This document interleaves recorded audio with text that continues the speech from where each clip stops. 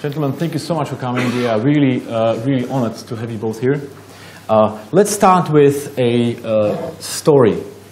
You both started from a place where you were not successful, you didn't have any big support, you were not born extremely wealthy. How did it all start, Mr. President? It was a long story. And but generally it started with cockroaches in the US. In the age of 27, I left our country. At that time it was Czechoslovakia, to the US, and I wanted to be immigrant there, to take the family there and to stay there. So I spent there 1.5 years working, constructing the houses and working in a small shop, and it was a tough time because I was working 100 hours a week, $4 per an hour, living in one small room in New Jersey with no air condition and cockroaches always around us. And at home I had a wife with 2 small children, and they were there, and I was in the US for 1.5 years. And in the end I decided American dream is not for me. Let's come back to Slovakia. But in the end, I bought the shares in one company which decided that maybe I could be for them a director in that time Czechoslovakia of the company. So after 1.5 years, I bought the shares. I returned back to my country, and in 4 weeks the company came to bankruptcy. So I lost all my money. I was 29 years old, no money, 2 small children, and thinking what to do. But one lesson which I learned in the US was just don't be afraid to go to business, to take the life into your own hands. And I was surprised in the US, really, the young people, they were just ready to go. Don't be afraid about the failures, just ready to go. So I said, okay, let's start, let's do something. 29 years old, no money. Just a lot of ideas, and because we are talking about here a lot about the startups, so I had several startups after that. I opened several companies, which was always the same empty room, maybe 1 table and 1 chair, just me and a great idea. And I opened several companies in Slovakia, then in Czech Republic, in Hungary, even in the US. From 80% of them came to bankruptcy. But the rest was working relatively well, and slowly become one of the company with 500 employees, the financial business. With my brother and my cousin, I was doing it for more than 10 years, and then I sold it. We sold it for 65 million euros. So, Mr. President, you basically created the whole industry, which didn't exist in Slovakia before. The truth is that when we started to do the financial business, banks were not willing to give loans to the people. They didn't trust the people. They were saying, the average salary it was 200 euros, and we would give them the loan. Unemployment was 24%, not personal loans. But we said, my brother, my cousin, and me, we trust our people, and we are ready to lend them. And so we started to giving them, and the people, we had fantastic payment discipline. The credit loss was less than 3%, and it's becoming very popular. We were tremendously successful, and so it was growing, and then when banks woke up, and GE was coming to our country, and ZLM and other big guys, we were very well established in the Slovak market. And once you build a good brand name, and once you do your service very well, then doesn't matter how strong guys are coming, how big companies coming to your country, you can beat them. GE already left our country, no chance to beat us. ZLM is still there, but our companies which we sold are still covering more than 60% of market share in this consumer retailing. So it was really, we started. It was a good timing. It was a good timing, good product. Of course, good people, and then not the easy part to get the money. Yeah. But everything works together, and it becomes very successful. So you came, you conquered, and what happened next? Well, of course, becoming successful, I think I can see a lot of successful people. Sometimes you put yourself the question, what is the purpose of our life? Why we are here? Yeah, why? It's, becoming, of course, you have nice car, you have small private plane, you have everything, and you are starting to give this question, what is the real purpose? It's getting more and more, how it is? And I realized by myself that it is like a moral duty, if you become successful, try to return it back to the life, to society. So when I started doing for businesses, we immediately started to help poor people, orphanage, and other projects. And then when I became more and more successful, and we were able to sell our companies, I realized that could be a great potential if I sell my shares, if I sell our companies, to do for the rest of my life, to do, as per my feeling, the most useful thing, to help people. So once I sold the company, when we sold the company, I immediately established a charity, Good Angel, and the rest, I said, no business for me anymore. Yeah. That time even no politics. No politics, sorry. I didn't want, I was never involved in being a politician. I was never in any political party. I said I would help in my way the people. So we established a very successful charity which becomes in 8 years the most successful charity in our country, and very transparent. It's for a long discussion, I don't want, this is for long run. But when I was doing a charity, I put there my own money, I was managing, I was working there and visiting children oncology centers and spending a lot of time. Once I started visiting oncological centers, I realized several things. First, in our country, still some children are dying just because we don't have a good health care. Then I realized that families can become poor in a poverty just because someone is sick in a family. Can you imagine that your child gets cancer and you would become poor because our social system doesn't support you? And the third thing which I realized, that we have a very big corruption even in our country. Even doctors are corrupted. And then I realized, okay, the charity is a fantastic thing, but there are still a lot of things which I cannot change as being just in a charity. And that was my decision. Then I said, okay, maybe it's a time to try to be a politician and to help a country from the top. So it was another startup then, 2 years ago, with zero knowledge. Nobody knew me in our country, almost nobody knew me. And I started to run for a president. In the end, I was against our prime minister, whom everybody knows, and me, no one knew. So I started for this startup, doing this for 2 years, and then sometime, and I think you know the story, sometime really things can happen, and I won, and here today I am as a president. And here we are today. Just for the audience, what you might not know is that Mr. President built a charity which turned 200,000 people into donors. And this is 4% of the population. It's quite amazing how this startup of a charity motivating people and making them think about others is really changing the atmosphere in the country and making people help each other. It's quite amazing. And the other thing which you might not know about our president is that he has unprecedented numbers behind him. There was a poll recently, last week, where over 72% of people approve of him, which is quite amazing. Now, big respect, Mr. President, for this. Eric, on to you. So, your story is really interesting in different ways, but nonetheless, it's really inspiring. Can you briefly summarize your life story until now from the business perspective?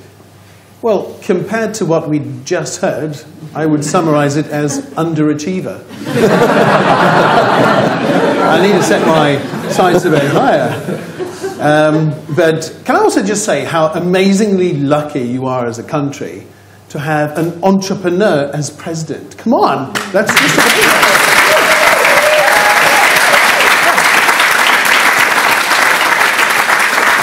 In fact, it's interesting because there is another city that has or had a fintech entrepreneur as a mayor, which was Michael Bloomberg. And so he did okay. That's true. So maybe there should be a new rule. If you want to be president or a mayor, you have to have been an entrepreneur. Is that a good rule? Can we make that rule? You know, it's not. It's not so easy because becoming from business to be. Yes, I remember. So the story is it's really interesting because it's fairly similar, but I'll make it short. So left school without any qualifications, with a very bad attitude. You know that kid in class that is the most disruptive? I can probably go down a hill on a skateboard faster than any other person, but it's not really good for you. But I really wasn't that interested in school. And I left school, became a tyre fitter. You know the people that change the tyres on the trucks on the road, you pass them by and they're in all weathers changing tyres. So that was me. And my brother said to me, my brother was working for a university on computers, and he said, "Oh, you're wasting your life." And he gave me this magical thing called a Sinclair ZX81 computer. Oh my God, what a piece of magic that was. And it completely transformed my life. As an intervention, it's made me think about interventions that you can do. Because I was slightly vandalous at the time. You know those antennas on cars that used to be telescopic? I took great pleasure in artistically shaping them for the owners when they came out in the morning. And I wasn't really doing anything purposeful. I was trying to be creative, trying to get recognition in some way. And then my brother gave me this computer, which was, he'd got rid of it because he got a Sinclair Spectrum, the color version. Ooh. But this was amazing. So I was writing little computer programs onto a tape cassette and taping it on and everything. And I felt powerful as an awkward teenager, I felt I could achieve something. It was an amazing intervention.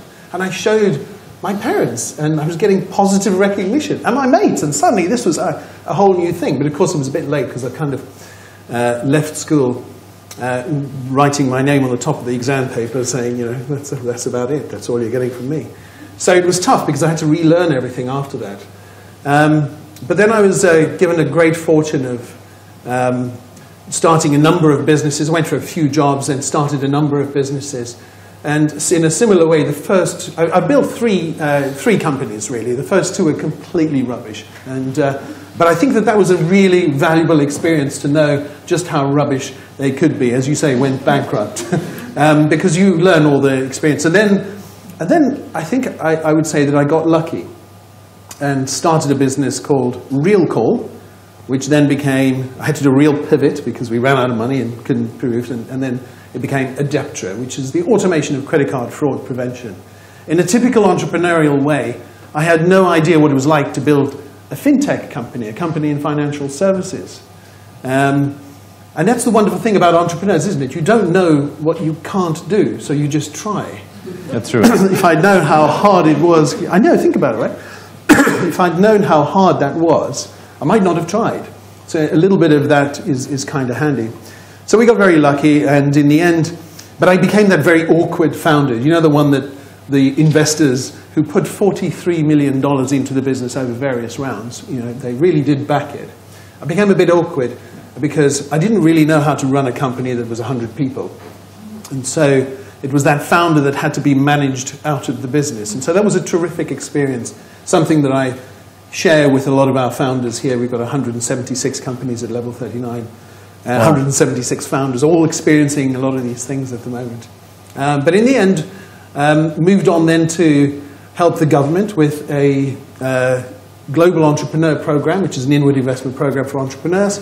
And then I remember it was November 2010 when the Prime Minister of the UK announced the Tech City Initiative, this amazing initiative that I was really surprised to see the Prime Minister of a national government, focusing a tech cluster in one small part of one city, the capital city. Because in a way, he was saying to the rest of the country, wait, because we have to develop this cluster here. And that's kind of dangerous because the regions are wanting to know, why aren't you paying attention to us? You know, where's the support? So that's why I thought it was interesting. And eventually I was asked to help create the strategy for Tech City. As an entrepreneur that understood a bit about government and a bit about tech entrepreneurs, I was asked to help contribute towards the strategy for Tech City. And then I was asked to present it at number 10. This was really exciting. I said, I'll check my schedule, you know, see how busy I am. And it was amazing to get to number 10 and then present this strategy for Tech City. And then a few weeks later, they asked me to become the CEO of the Tech City organization. And that was working with the special advisors to the Prime Minister at number 10 and helping develop the tech cluster by shining a light. We came up with a strategy to really shine a light very intensely, very aggressively, a little too aggressively for the press, I would say, on the tech cluster. And we were bold. We made claims about we wanted to rival Silicon Valley in some sector. And that was kind of a bold thing to say because, of course, the cynics would have said, well, just, you know, over-claiming, over-ambitious. But in the same way as being an entrepreneur, I really wanted to achieve something. I thought, well, I've got nothing to lose, I'll go for it.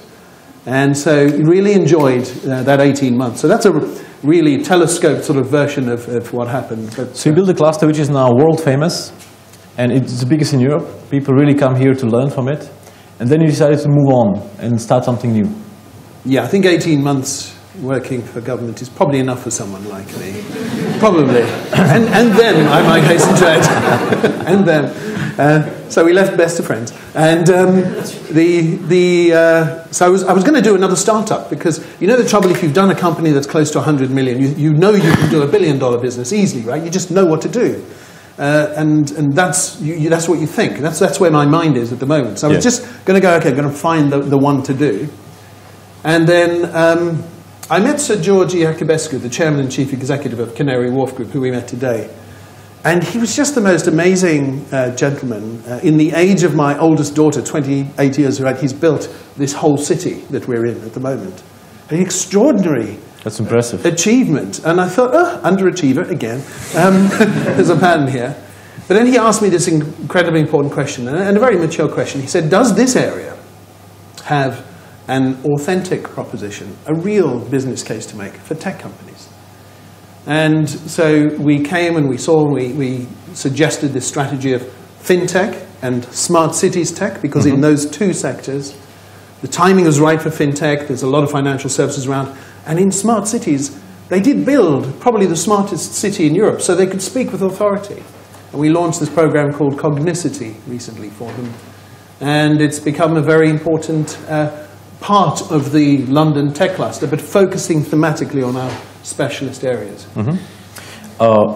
This is really interesting, and it's especially interesting because both of you have started companies, sold it for a big amount, and then moved on and started something new.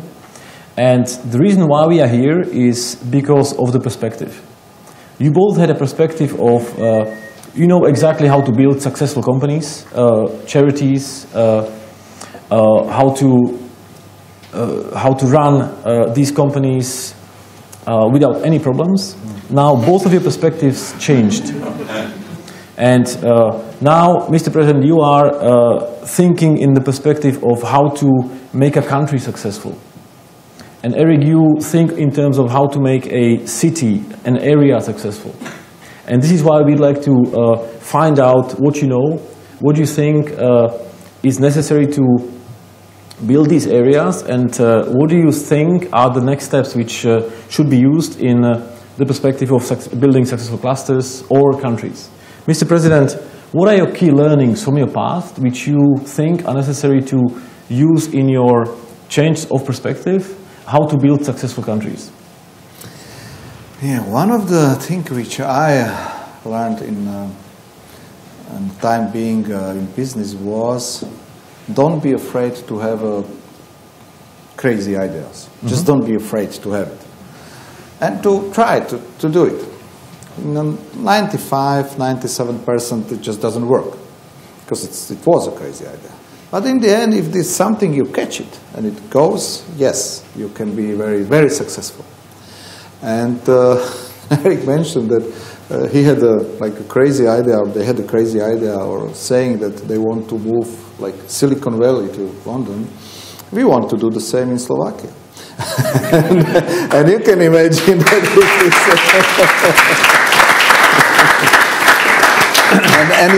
and you know how tough it is, you know. But first, that's what I learned from a business. You have to have a vision. You have to have something where you can aim, that people can go to do something. That's why we have a saying that we have to move from iron to silicon. We have a great people. A lot of them are sitting here in this room. We have a great potential. Yes, we are not London. Yeah, but yes, there is something in our country, and I am trying, using this business approach, to showing, to motivate, and to go to move the society. Of course, being in business and being a politician, it's tremendous difference. In business, you want to measure what are your output. You put your planning. You put here as a president. It's much more about the thinking of people, about the motivation. I cannot make as a president a new business plan, but I can speak to you. Just go ahead. We are a great country, beautiful country with great people. Just go for it, and I am sure that we can make really the Slovakia world-class economy. So this is one, putting the vision, putting the ideas which should be really in front. And the second, of course, being in business, you know that business is, you can do business only when you have great people. So what I did is, of course, I tried to be with the great people, also being as a president, and to work with them, because really the people is the most important thing. If you have a great idea, but you don't have the right people, you cannot do it. You will be sooner or later lost. True. So you have an idea, you put the great people, and go. That's the two things which I tried from business to put as a politician to work with our country. Yeah. So you want to go for it with great vision, with surrounding yourself by really smart people. Where do you start from? What has Slovakia to offer? Wow, what is to offer? First, it's always amazed me when I visit. We have, most of you maybe know, we have a lot of car producers in our country. They use the technical skills of our people, which we had from the time of socialism. We had a lot of heavy industry. The bad ones, it didn't work, but the people were there. So we have Volkswagen, we have Peugeot, Citroën, Kia, and maybe one is coming. Another one is coming.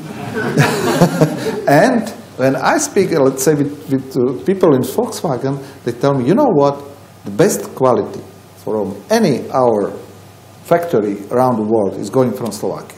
If I speak with people from Whirlpool, and I speak with them, they tell me, you know what, the best quality is going from Slovakia, from all factories around the world. There is one German company, INA, and they have two factories with 8,000 people in our country. The best quality from all factories around the world is Slovakia. So we have a great people, and that's what I am saying. Well, if I have any opportunity to sell our country, to attract investor, or to tell our people to stay at home and work in our country, we have great people. Yeah, I agree, and I have to say that on this stage, you might know that Slovakia is the world's biggest car producer in the world per capita, and we visited before level 39. And we had in Eric's event space last year in January a company called Sajik, which last year in January they had 35 million users. Today they have 100 million users. And it's a navigation company which is in the car tech cluster. So we don't only have car production facilities, but we also have upcoming companies. You might have seen the flying car, which was released yesterday at the embassy. Also an example of a successful advanced car tech cluster in Slovakia. So this is where the Slovakia is starting from, and there is also maybe the security tech companies like ESET, the world's fourth biggest antivirus company. out of the top 10 antivirus companies in the world, 3 of them are in the region of Slovakia and Czech Republic. So there are some clusters already being shaped. Eric, back to you. If we talk about clusters, because you are the Europe's biggest expert on clusters, on building clusters. True? So we do a little bit with clusters, yes. What would you like to know? You just built this biggest cluster in Europe, and you know so much about what works, what doesn't work. Yeah. What did you bring with you from having founded Tech City UK into Level 39? Okay, so in the Tech City example, that was directly working with government. Yeah. And the trick there was to figure out how to amplify the existing cluster and the work without annoying them too much. Because remember, the worst thing that a startup, an entrepreneur wants to hear is, "Hi, I'm from the government, I'm going to help." You know, it's like, do you have to? So you have to somehow gain the confidence of your community that you're talking to, that you're there to amplify the small grass shoots. And one of the things that we did, not as well as we would like to, but it was one of the best things, is to shine a light on advocacy and the existing mentors in the community. Yeah. And it's funny, I've just seen somebody here, he's going to be really embarrassed I'm going to say this, but there's a guy that I met once, his name's Mike Southland. Mike, raise your hand, wave. Mike, yeah. This man has more energy in his little finger. I had to lie down after my first meeting with him.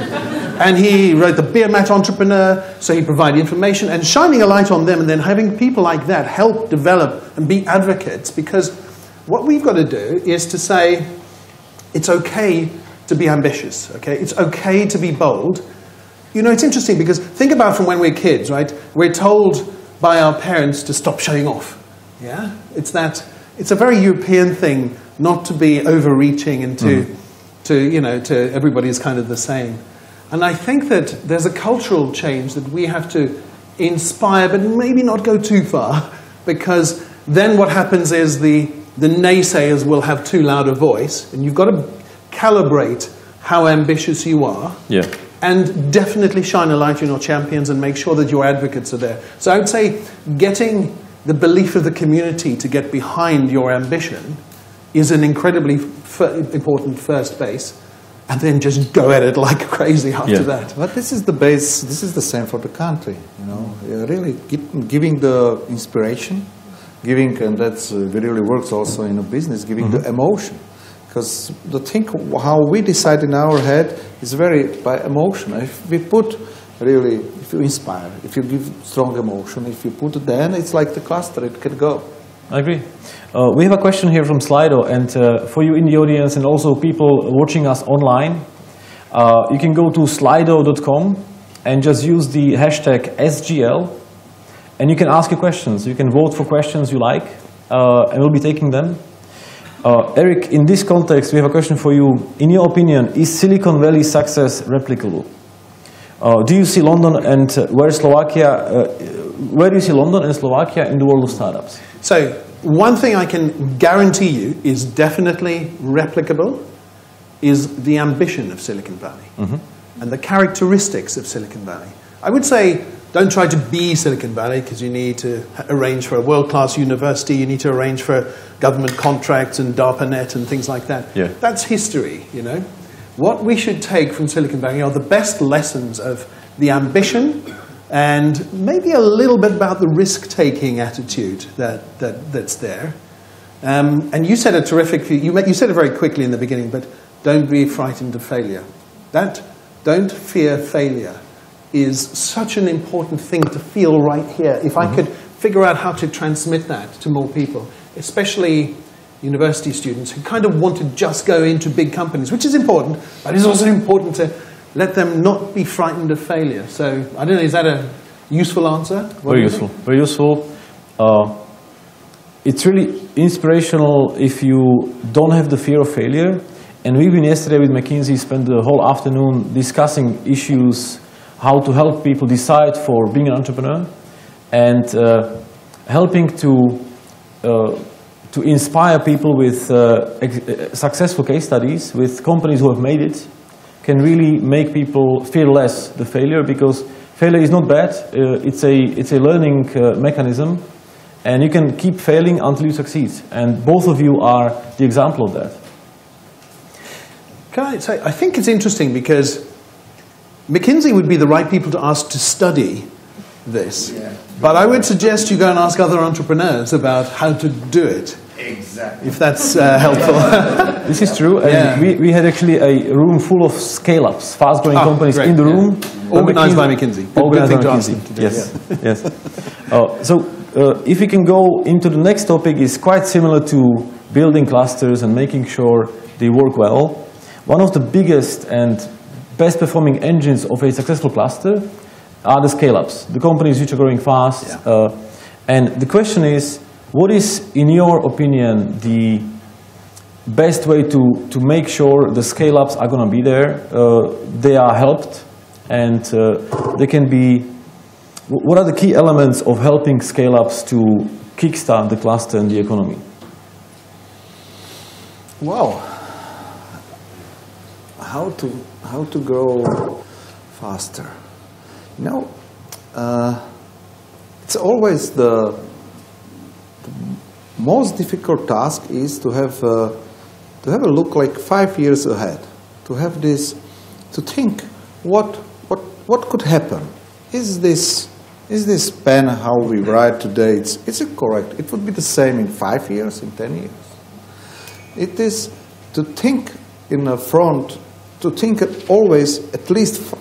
Maybe nowadays 1 year is enough, or maybe too long. But when I was in business, we always try to think how the things could be changed in a couple of years. And there is one very nice saying: if you do not innovate, you would fail sooner or later. So even the first financial business which I started, it was really like not fast growing, it was relatively slow. I expected to have 1,000 contracts per month. First month we had 50, then we had 40, next month 80. And then we started to innovate. Once we touched it, we had this feeling, we started to innovate, and in 2 years, in 1 month, we had 27,000 contracts.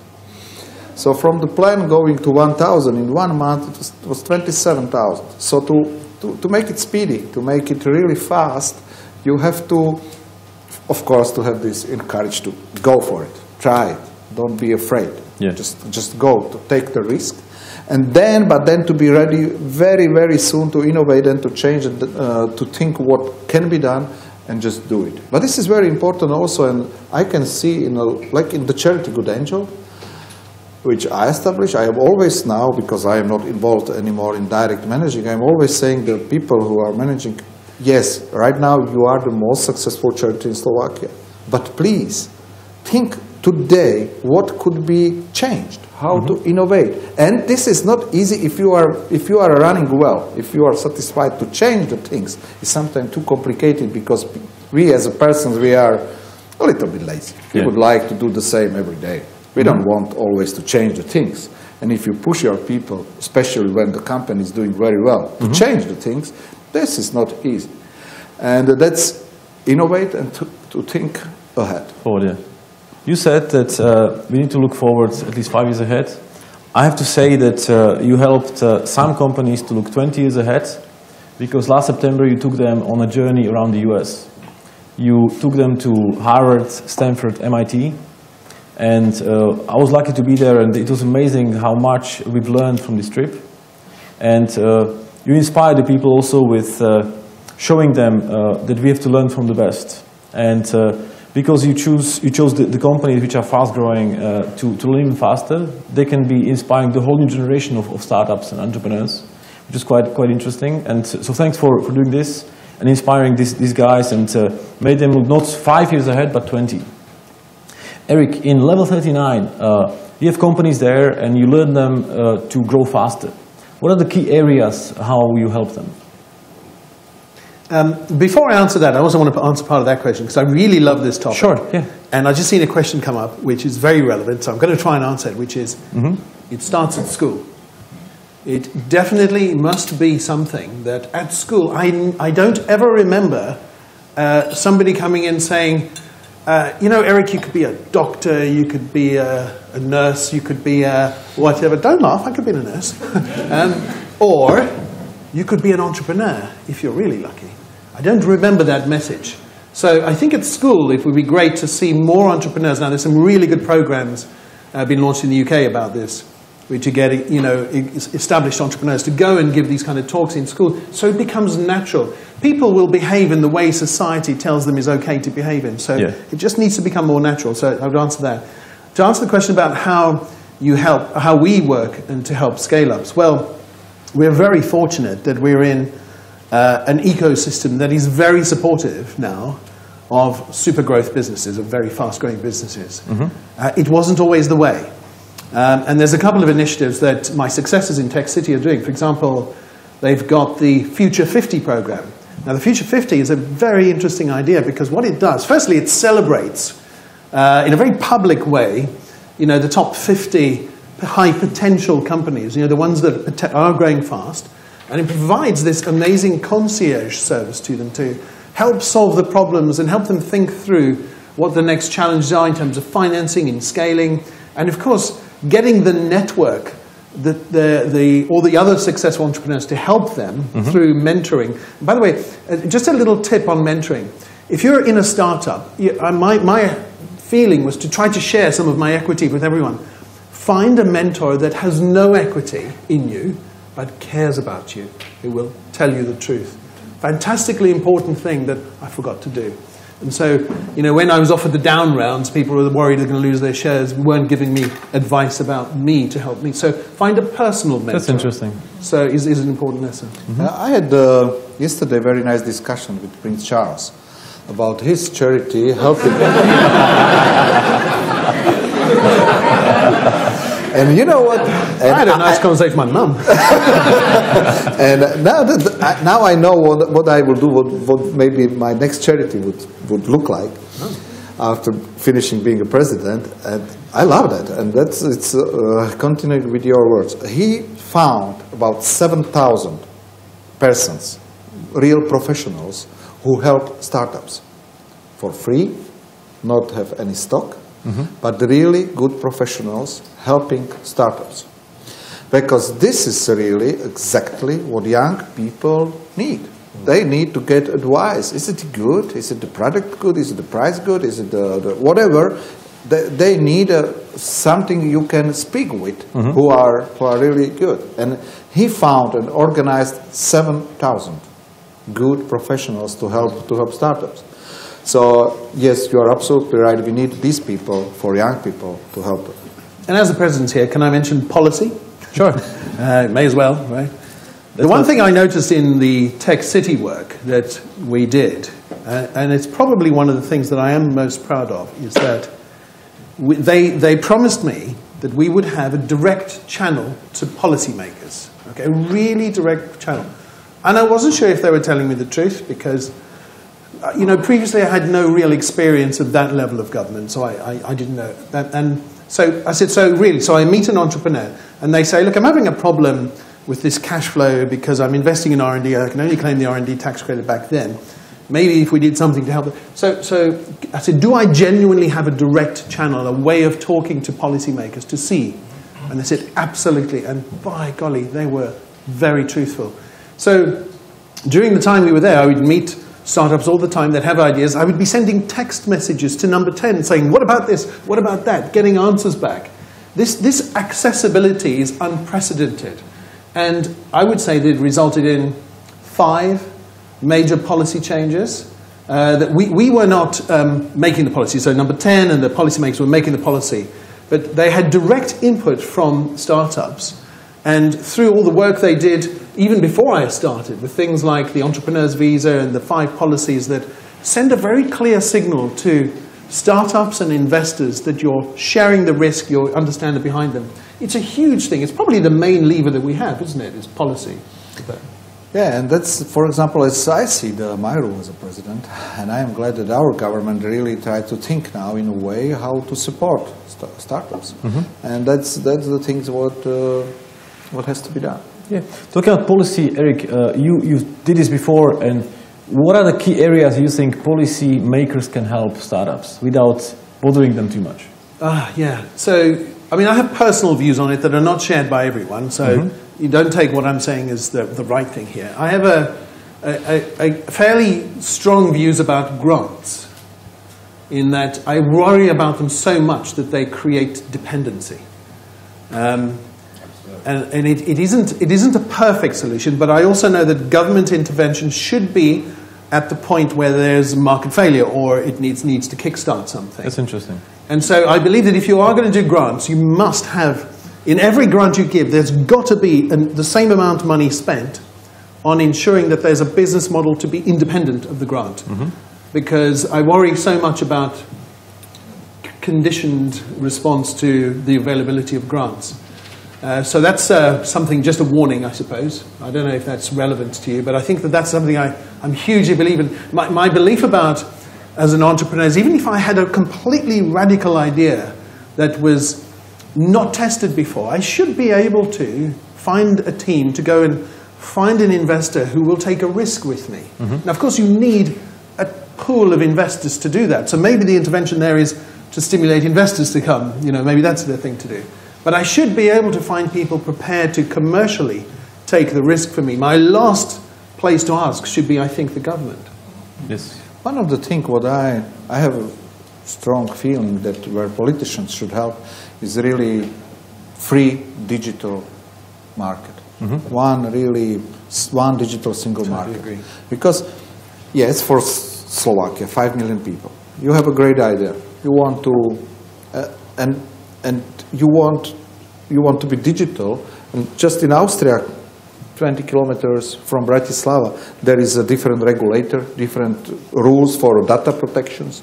And that's what I think it's very important to really, EU, we have more than 500 million people. It's so great power.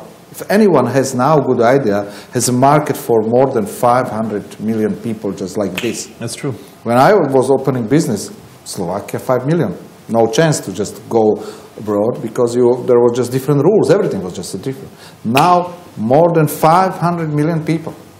And any idea which is good in your heads, it can be so easy to spread, but we have to, if there is anything what stop to spread the idea, we as a politicians, it's our duty to stop it. I totally agree, and in Slovakia there was Globsec last weekend, and we had over 12 heads of state in there.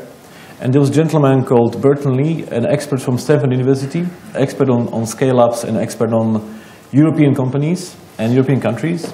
And he mentioned that in the US, interestingly, they don't have any issues with scale-ups because it's a big market. And that's one of the key reasons why single digital market is so important, because if a company scales and grows fast, they don't want to deal with issues like different regulation in different countries, setting up different legal frameworks for being present in each country. I totally agree with this point. Eric, in your accelerator, you're mentioning you have many companies. What are the key issues the fast-growing companies face? So many. I would say finding the right talent is probably one of the most important ones. Finding the right people to share the challenge and to run up that hill together. I mean, that's one of the biggest difficulties. Finding the right technical talent is another challenge. Gosh, there's so many. We focus a lot in Level 39 on the first customer. There's other places that care about other things, but we care a lot about the first customer. And so we have over 100 mentors from the banks mainly that give their time free to help our companies, and we ask them, help them figure out, handhold them, chaperone them into their first pilot or customer, or just even to meet the potential customer, and ask that, the head of risk, the head of fraud, whoever it is, to come and share with them and tell them honestly how expensive the problem is. Not make it a supplier relationship, make it a partnership to try to develop their product and service. So the mentoring that helps them find their first customer is probably the biggest challenge I think that they overcome. And then once they've got their first customers and they're getting lots of customers, planning before that curve so they don't screw up the customer service as so many people do, because totally underestimating that can destroy a fast-growing business. That's true. So I think there is a series. We run 7 hours of content each week about every topic that you can imagine. It's IP, it's everything, just bringing in more and more experts. But the thing that we think is, if you like, the key to it. People will happily invest in businesses that have some traction, that have some customers. So if we can help address that problem, that's the number one thing we like to focus on. Okay, that's a very good point. And it's also linked with the fear of failure, because fast-growing companies are successful. Mr. President, there's a question for you from Slido, and the question is, what is your vision for schools where innovations and entrepreneurship can start?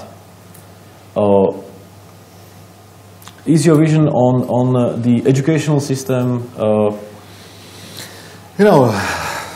Education is absolutely top for any country, because, of course, I think all of us understand that students now sitting in the schools in 10, 20 years would be the people who run our country, who run our companies. So the schools are our future.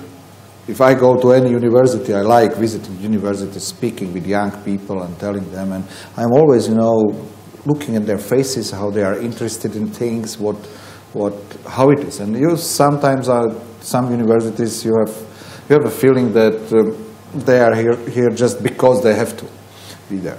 And really, education is our future. And I will do in my next 4 years, which I have as a president, I put the schools together with healthcare and environment for startups and entrepreneurship. I put schools as absolutely my priority. There is an interesting activity happening in Slovakia. A couple months ago, there was an event, a summit called Global Entrepreneurship Summit, which was put together by Michael Jacobsen. And interestingly, Michael is now starting an initiative which we are all proud of. It's called Enterprise Slovakia, which is a campaign similarly to Enterprise Nation in the UK and Startup Britain, which helped create over 1 million new businesses in the UK. So Mike is bringing this to Slovakia, and we are really excited because Mike decided to start with Slovakia and then eventually move this model to other Eastern European countries. So this is something where they can also help removing the fear, showing others how to do it, helping them. So it's a very good idea, quite interesting. When we talk about the key challenges and next steps, Eric, what do you see as the next steps for clusters? Do you think they need to fight with each other, or they need to connect? Or what is your vision for that? Well, I think we should clone Michael Jacobsen. Maybe that'd be a good start, because he's a brilliant guy. So the next step for clusters, I think the thing that I would recommend a cluster is, we have so many people from all around the world visit our cluster to see what they can learn. Of course, we share everything, we explain how we do things. But at the end of the day, the one that will work is anything that focuses on the strengths of your own cluster and amplifies that. So hearing what you've all said today, I would say that Slovakia should be the #1 country in, mobility and automotive technology and, integrated transport and all that, I can see, because you must have an army of ideas and talent and well-known. So amplifying that would be a strategy to think about. And wherever we go, we're asked to advise on these clusters. I remember visiting somewhere recently, I won't say where it was, and they had a lot of land and a lot of people. And we said, okay, you should be agri-tech and use, thinking about how to develop, innate natural strengths to amplify those is how you become your own cluster and not try to copy what someone else does. Copy the spirit, copy the methods, borrow the best investing principles, the best policy, but definitely spend the time to try to think through who you are and what your strengths are, because more people will get behind it. The amplification effect will be greater. It's a very good outline. Mr. President, what do you think is Slovakia's big reason for going out to the world and becoming strong, conquer the world? What do you think are the strengths of Slovakia in this sense, of entrepreneurship and digital? I do agree with Eric that we always should first anything when we want to grow. If you have a company or you have a startup and you want to grow, you should look at you as a person. What is your, where are you unique? What is your competence? Where are you unique? And if you know where you are unique, what is your the biggest advantage, and you build on it, it's of course much more probably that you really succeed. Of course, you can get an absolutely different idea, but then it's not so easy. And so I agree with Eric that first we should have a look on our own country where we are the best in. Yes, you are right. We have a lot of now car industry, and we could try to make clusters or around it. But the truth is that mostly these car innovations are not done in Slovakia, and this is the problem. There is a part which make innovation in Slovakia, but they very often try to do the development, the research in their own countries. But this has been already changed in several of them, and this make things better. But yes, that's true. But we have, as we said, we have here people from ESET. How to pronounce correctly. So we have SIGIC. We have other strong companies which we can build on and go around it. So, and in the end, of course, I finish with my best. What I have already said that we have great people. But coming from great people, trying to find what is our competence, where are we the best in. Of course, it's a rule for all of us. Everyone who wants to help our country, we all together, we have to think what to do, to sit down and where we are best in and how we can do it. We have fantastic IT cluster in Košice with 7,000 IT people. So there is a group of people going around. We have ESET, we have in Bratislava, we have a car industry. And it's really up to us to see where is our uniqueness, where is what we are best in, and how to build on it, and how to be a better on it. Eric, in your case, Level 39 just conquered the fintech space in Europe. It's the biggest fintech accelerator. Now we opened also Cognicity, which is the smart cities part of Level 39. Do you want to keep conquering London, or do you want to start expanding outside of London? Well, we've taken our time before expanding internationally because we really wanted to get it right here. Because this area, Canary Wharf, is an area that 2 years ago, if I'd said, "Oh, we're going to have 176, high-tech companies here," you would have said, "Nah, you're smoking your socks." So it is a transformation that's happened here. But I have to say that it is because once we came up with the strategy, and it was backed by Canary Wharf Group, they were very sincere about making sure and supporting us in execution. In fact, as Sir George was saying to me, and he's a grown-up, I'm going to put it that way, he's a wise man, he said, "Faster, why so slow?" It's not the kind of thing that you normally hear from the backer and supporter.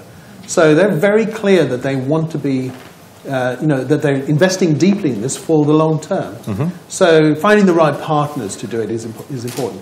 So the answer is we're absolutely open to doing it elsewhere, but it would be definitely somewhere where we would have the right partners to support somebody equally ambitious as Canary Wharf. Yeah, it's quite impressive how much you've grown. You're just conquering level by level by level in the building. And the companies are there, you can see them succeeding very fast. You have lots of people coming in, many mentors, and people keep talking about Level 39 in a very good way. Mr. President, coming to Slovakia and your digital vision for Slovakia, what do you think are the biggest challenges Slovakia will face when realizing your vision of becoming one of the best hotspots for technology and digital in the world? Education. Universities, connection with the practice. We have here a couple rectors for technical universities, and this is what is our biggest challenge. To give. If we say yes, we have a good people, and we have, but still, even if we have a good people, they need to get a good education. Yeah. So education is the biggest challenge, and the second, as I mentioned before, to make a digital single market is another challenge for us. And Slovakia will be presidency for the EU in June 2016, and this is one of the topic of our agenda to push for digital single. I can't underscore how important it is what's just been said, and I don't think people yet understand that what happens if that doesn't happen, right? It's interesting, this government asked me to support again in this election, and I don't like to stick my neck out for too many people, but I said yes, except about Europe, I believe that we have to have this. For US and international investors, we only just about managed to present ourselves as a single addressable market. Only just. Okay? So every tiny barrier that's put up to prevent that, we have to fight it tooth and nail. So if any of you have ever not read about it, start reading about it and support him when he does this, because we've got to make sure that this is fully accessible. Think about it this way. We all have the privilege of using the web, right? Why? Because it's an open standard without barrier. Nobody can charge us. It's not completely open, I know, but it's as open as it can be. And what amazing economies and businesses have been built on that. Yeah. The same thing applies to digital products and services sold internationally. It has to be, well, the word is in English, without let or hindrance. It's also without taxation. So, I will back you in anything that you do about that. So consider me signed up. Very nice. Thank you. You talk about the barriers. Before we go and ask some questions from the audience, please get the mics ready. There's a nice question here for Mr. President, for Mike. The question is, in your view, what is the single factor responsible for holding back entrepreneurs in Slovakia? For holding back, you mean keeping them? From holding back from starting a company. From success. Really. Yeah, holding back from success.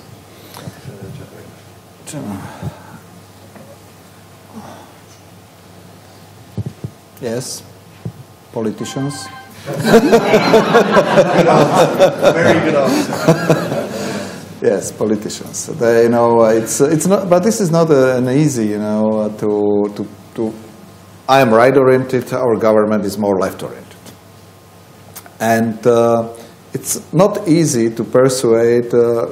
We had last year long discussion about new labor law, which makes our country again less competitive, because its labor law makes more flexible for our business to work with people. And me as a president, I put a veto on it. But in our country, the parliament can overvote you.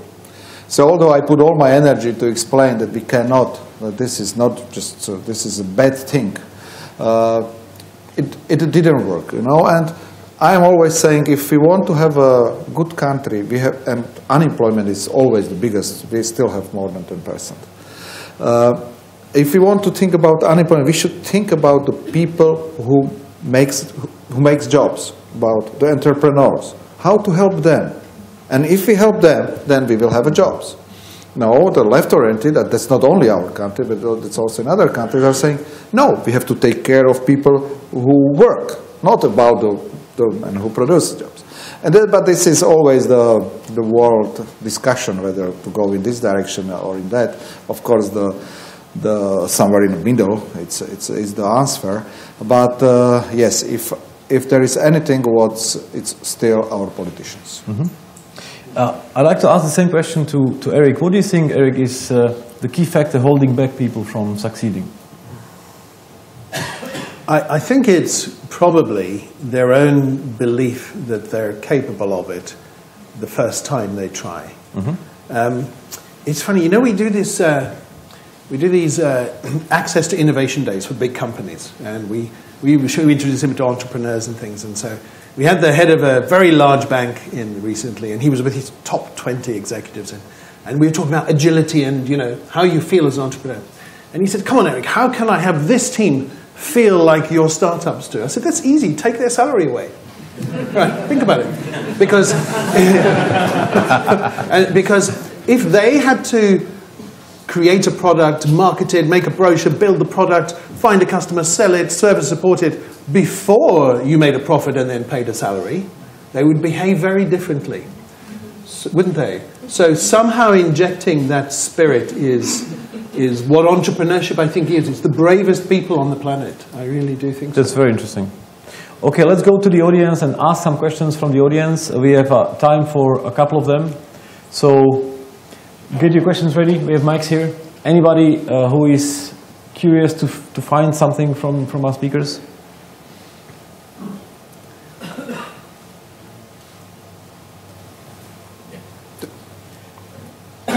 Mr. President, how can small companies here can work with you in Slovakia and supporting the development of your country? How you can help us to? Easy. You can see how many people from Slovakia are here, Exactly. and they are. How can we do? You know, this is. We are coming back to the, of course, to the basic of a business.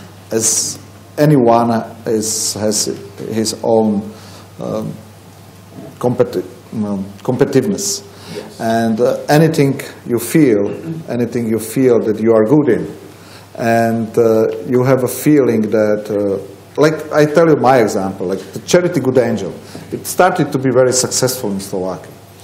Immediately, of course, becoming successful in Slovakia, I did a franchise or sister company Good Angel in Czech Republic. And in Czech Republic becomes very successful charity again. So anyone who has a good idea is just more than welcome in our country. And there is always the question whether to make a joint venture with someone or to give support for some startups or to open its own company and to hire the best Slovak people. Anyone who is coming is just more than welcome. So just please come. Yeah. Eric, do you have any Slovak companies in your accelerator? Or any people from Slovakia? I don't know. I'm sorry, I should know, but I don't. I know that we have 23 nations, and I know that in our Cognicity program we do, but I don't know about the rest of the accelerator. Sorry. But there is a very nice question, one which I can see here, and I like it. What? It already disappeared. There was what is recommendation for startups? What was the failure, or what not to do? What was the most difficult decision in your entrepreneurial career? Yes, and you know what it is, and this is sometimes very important. If I sit with young people and we talk about startups, about the ideas, it happens to all of us that if we have an idea, you know, and it's a great idea, and we just persuade ourselves that the idea is so great, it's so fantastic, and then all the older guys, they don't want to listen to us, they are too old, I have such a great idea. And this is the lesson which I learned in my life, and it took me a long time before I realized that sometimes our best ideas are really absolutely crazy, and it would not work. And to have this ability to come back from this fantastic idea before you spend so much money and you have to fire then people and everything, it happened in my life several times. To have a good reflection to step back. And although I did several, like before launching the product, I did research. We tested with focus group, and we asked everything. We did our best, and I was so sure that the idea would work, and it didn't. And so this is one of the very important lessons, by being so sure by ourselves that it would work, that sometimes it would not, and then to be able to step back. So that's just which it's exactly what the startups are learning as a product market fit. And Eric just said he wanted to make sure the model is fine-tuned before you expand it. So it's exactly what a startup role is learning, and it's very, very important to really get the right product for the right customers and test it. And yeah, but the way that you step up, it doesn't mean that you don't, okay, I will get out of business. No, it's just the way how you have to think. Yes. How to go maybe in different way. When I was in charity and I saw the children really dying because of our bad healthcare, I get an idea that I would open perfect philanthropic children hospital in our country. Yeah, I had the idea, you know, that yes, if it doesn't work, so. And then I spent about 2 years working on it. I put there about 500,000 euro from my own money. I hired the people and everything, and I was so sure that the idea could work. I spoke with the sponsor, with Orange, with the banks. So I made the structure, everything, you know, everything was just, I saw it, and it didn't work. I had to fire people. I lost 500,000 euros, but then still our children were dying. So I was immediately thinking, so what to do? And then I said, I have to try to be a politician and to change it from the top. To be ready to step up, but not to lose the way you want to go. Yeah, so you keep iterating until you find a way. And the way you found is to become a president and run it from the top. I have to share with the audience one story which is very important. I've heard about you during the charity time that there were occasions where you saw children having cancer and they couldn't be treated in the hospitals in Slovakia, so you occasionally put them in your car and you yourself were driving them to Vienna or to Austria to be treated. And it became so often that you decided to change the system because this is not the way to solve problems. And is this true? Is this story true, or is it an urban legend? No. First, once the child has a cancer, it gets the same treatment like here in London. The same chemotherapy is going. This is not the difference. But also true is that we don't have a good, sometimes diagnostic system. The tumors are not diagnosed well. Then we have a problem with the tumors which are on the very complicated part of your body. Yeah. And then, yes, the truth is that we try to arrange and to help them to make operation in Austria, for example, where oncologic orthopedic doctors are perfect. And even this can be paid by our insurance company, but our families were not able because they are poor to travel to Austria for the treatment. Yeah. So yes, really we help them to do it, but healthcare in our country, this is for 2 weeks discussion. Yeah. And I don't want to go really deeply. We are here for startups. Yeah. I like the question, and Eric, I'd like to ask you the same thing. What was the hardest thing in your career as an entrepreneur which you had to make? Oh, the hardest. I remember that. So it was a tricky one because it was, I'm going to describe it as the hardest moment because, and just very briefly. So I think many people know that I struggled to make even the third business work, becoming very close to bankruptcy. And I put everything in. I am a big risk taker. I'll take big risks on everything, the house, you know, the kids, and all that kind of stuff. And I remember, it was very serious, handing back the keys to my house when my wife was pregnant with my third daughter. And I remember these words I said to her, "I've almost got the business model right." And that took a lot of courage from her. Think about it. So that was very hard. But actually what it did is it helped me understand so much about the families of entrepreneurs and the partners. Because think about what they have to do. They have to support your dream, and they're not sure whether you're hell-bent on destroying yourself and the family, or actually it might work. But they still have to support. So we care quite a lot about that as well. And if I may say, just there's one other thing that I find very easy to say, and if I can pay you a compliment, let's start a business sometime. You are the kind of guy I want to go into business with. Okay.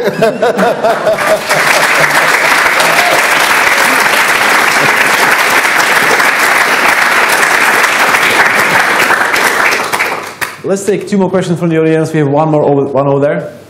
My name is Anton Čižmar from the Technical University of Košice. Mr. President, I'm very proud and you have my sympathy because you finished the same faculty as I finished, Faculty of Electrical Engineering. I would like to invite you at my university to give the lecture to our students. What would be the title of the lecture? Thank you.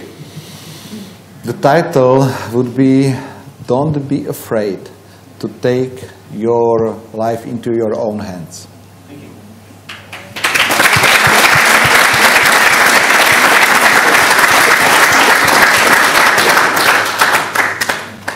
One more question from the audience. There's one more over there. Hello, good evening. My name is Laura Kubika.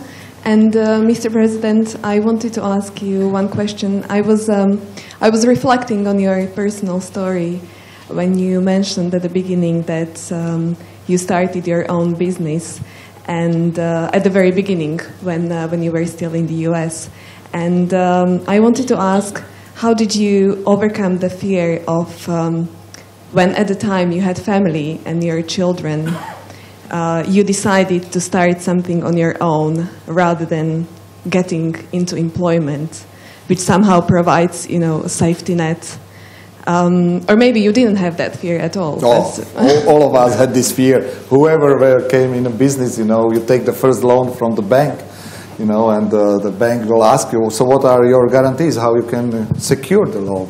So I came to my dad and I told, Daddy, you have a cottage. Could you please give me as a guarantee for the bank? He said, no, forget it. Just forget it. It's your idea. You do it. I will not give you any guarantees. And I didn't have anything, And what to do? And so you have a lot of this question. In the end, we have to give 50% of share in our company to get the guarantees from other, investors. Yeah. And but anyway, of course, the question is always the question. We are all afraid about the new things, but you just that's why I would like, and I would love to go to your university also to tell the people, you have to try. Don't be afraid. Don't be afraid to fail. After each success is a lot of failures. Just don't be afraid. I failed so many times, and I am here. And it's just the failure is not the things which we should be afraid about. Just go. If you do not try, then you would never succeed. And in the end, there is one saying that in the end of our life, what we regret are not the things which went wrong, but the things which we wanted to do but we didn't try. So don't worry and go and try. Very nice.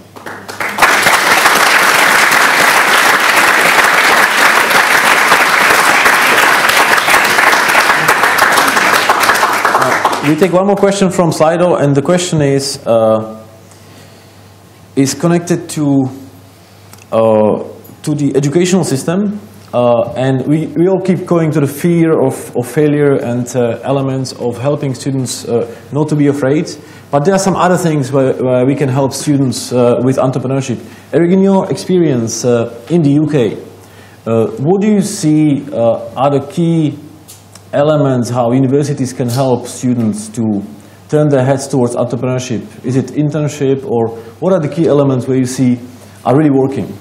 So internships are obviously one aspect of it, but always pay interns, by the way. Don't make them do it free.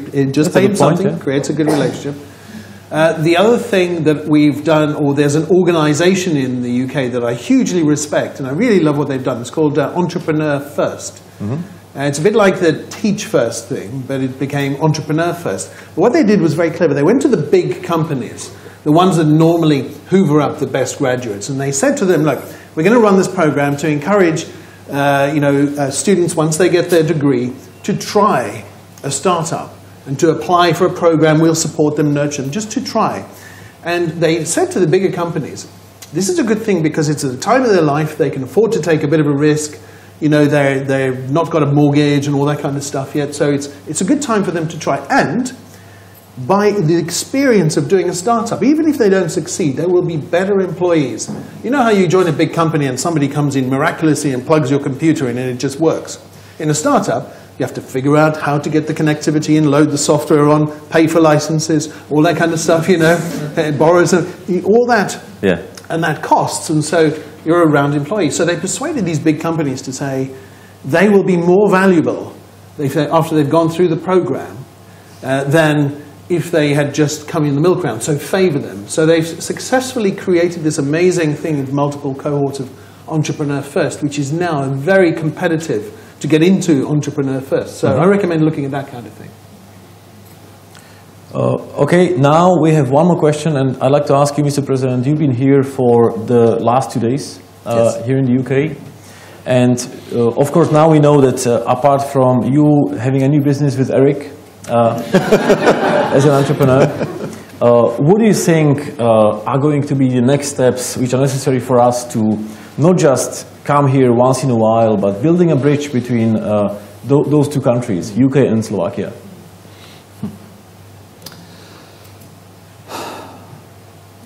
A good question. And like the meeting like we have here today, it's like a part of it. You know, again, looking where is our uniques? Our uniques are people. We have 200,000 Slovaks living in Britain. 200,000, and we have a lot of young professionals, very successful people. Some of them are sitting here. And they're always the best way. First thing is what to do is, and I am always saying this, our young people, sorry that I want to take them from your country, but I'm always saying, come on, come back and try to do also in our country. You get so much, you get so a lot of experience in your life, and if you have the feeling for a business and you get some experience here, just come on and do and help us to change our country. This is, of course, the one thing. The second is a typical business model that we ask the government, we ask the Prime Minister Cameron, please help us to bring your people to our country and to have a look.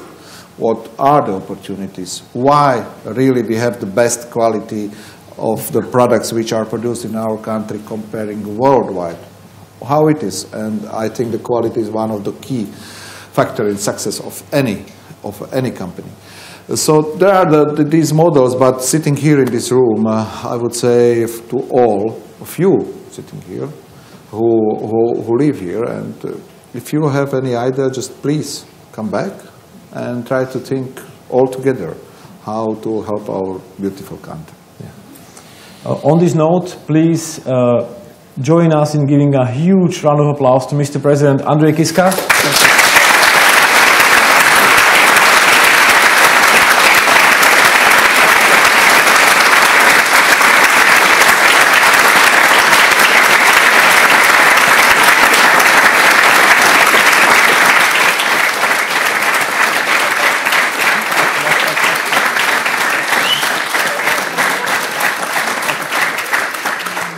Also, Eric van der Klein.